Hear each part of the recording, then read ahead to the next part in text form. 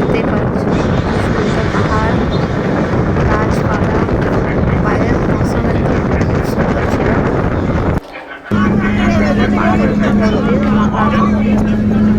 রাস্তার মাঝেই পাহাড়টা পড়েছিল। মন্দিরটার নাম আমি ভুলে গেছি, যাই হোক আমরা পৌঁছে গেলাম সোনাপাহাড়ি মন্দিরের বাইরে।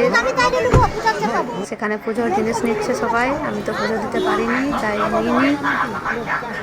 সবাই পুজোর জিনিস নিচ্ছে পুজো দেওয়ার জন্য। আবার এখানের একটা নিয়ম আছে যে এখানের যে পুজোর প্রসাদ তা ওখানেই খেয়ে আসতে হয়, বাড়ি নিয়ে আসা যায় না। তাই চললাম আমরা মন্দিরের দিকে, সিঁড়ি বেয়ে উঠছি।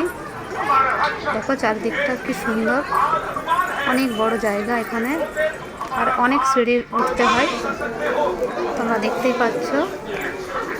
আর এটা আমার প্রথম ব্লগ, আমি জানি না কীভাবে কীরকম কী বলে না বলে, যদি কিছু সেরকম ভুল বলে থাকি প্লিজ কেউ খারাপ কমেন্ট করবেন না।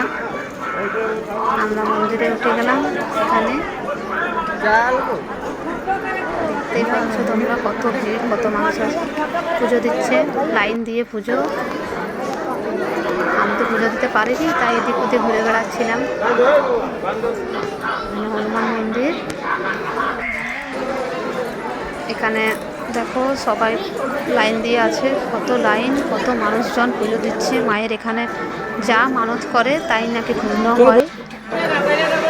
তো আমরাও এসেছি সেই একজন পুজো দিতে এসছে তার সাথে। তো দেখো কীরকম এরিয়াটা, এটা মায়ের মন্দির।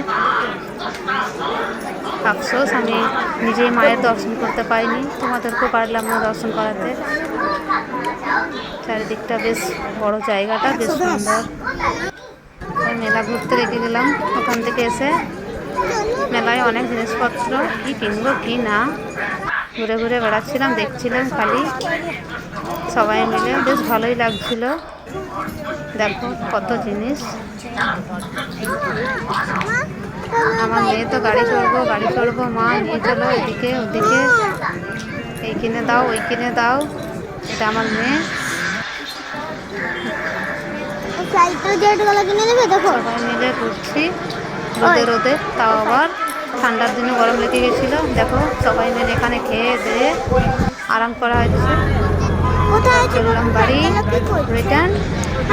বাসের মধ্যে থেকে মেলার মধ্যে যে ভিড়টা সেটা আমি ভিডিও করে রেখেছি, বেশ ভালোই লাগছিল, ঘুরে বেশ এনজয় করলাম। তোমাদের কীরকম লাগলো মন্দিরটাই দেখাতে পারলাম। আফসোস নেক্সট টাইম যখন যাব মাকে দর্শন করবো তখন তোমাদেরকে নিশ্চয়ই দর্শন করাবো।